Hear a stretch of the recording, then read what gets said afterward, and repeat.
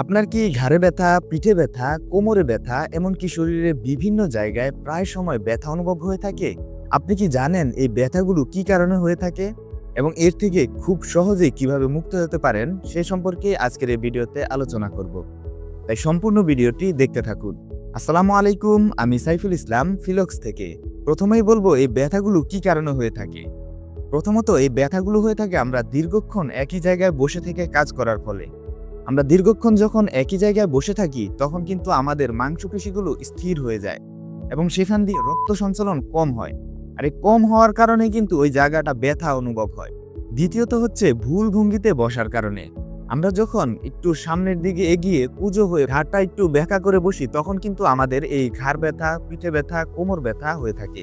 তৃতীয়ত হচ্ছে আমরা যখন স্বাভাবিকভাবে কাজ করি হঠাৎ একদিন বেশি পরিশ্রম করা হয়ে গেল, তখন কিন্তু আমাদের এই শরীরটা ব্যথা হতে পারে। এবার বলবো এই ব্যথাগুলো থেকে খুব সহজেই কিভাবে আপনি মুক্ত হতে পারবেন। প্রথমত আমরা সকাল থেকে সন্ধ্যা পর্যন্ত একই জায়গায় বসে আমরা এই কাজ করি। এই কাজ করার ফাঁকে ফাঁকে কিন্তু ব্রেক নিয়ে আমাদেরকে একটু হাঁটাচলা করতে হবে, একটু শরীরটাকে একটু নাড়াচাড়া করতে হবে। এই নাড়াচাড়া করার মাধ্যমেই কিন্তু আমাদের শরীরের মাংসপেশিগুলো সচল হয় এবং আমাদের রক্ত সঞ্চালন বৃদ্ধি পায়। এর কারণে কিন্তু আমরা খুব সহজে ব্যথা থেকে মুক্ত হতে পারবো।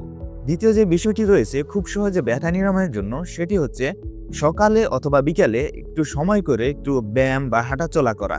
গবেষণায় দেখা গেছে সকালে যদি কেউ একটু হাঁটাচলা এক্সারসাইজ করে তার কিন্তু শরীর এবং মন দুটোই ভালো থাকে। তাই আমাদেরকে সময় বের করে সকালে অথবা বিকালে এক সময় একটু হাঁটাচলা, একটু শরীরটাকে রিল্যাক্স ফিল করানোর অভ্যাস গড়ে তুলতে হবে। সারাদিন কাজ করে কি লাভ হবে আপনি যদি অসুস্থ থাকেন?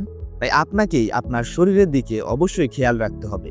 সতর্কতামূলক ভিডিওটি এ পর্যন্তই। ভিডিওটি যদি ভালো লেগে থাকে তাহলে অবশ্যই পেজটিতে লাইক দিয়ে রাখবেন এবং আপনার যদি এই ভিডিওটি থেকে কোনো প্রকার হেল্প হয়ে থাকে তাহলে অবশ্যই শেয়ার করে দিবেন। তাই নিজে এবং পরিবারকে সুস্থ রাখুন, ফিলক্সের সাথেই থাকুন। আসসালামু আলাইকুম।